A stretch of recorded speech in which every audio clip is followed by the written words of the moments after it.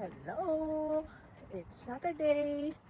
Andito ako ngayon naglalakad papuntang Kids Cottage dahil mag-volunteer ako ng 2.5 hours as child care. So, volunteer ako sa Kids Cottage since September last year. But nag-start na rin ako sa kanila nung dumating ako dito ng 2015. Ng September din up until siguro February ng 2016. Kaya lang tumigil ako dahil lumipat kami sa Vancouver, and we're back here. Bumalik ulit ako sa pag-volunteer sa kanila during my days off or pag may time.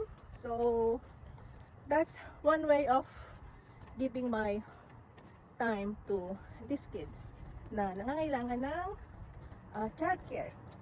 Have a good day, guys. Enjoy your long weekend.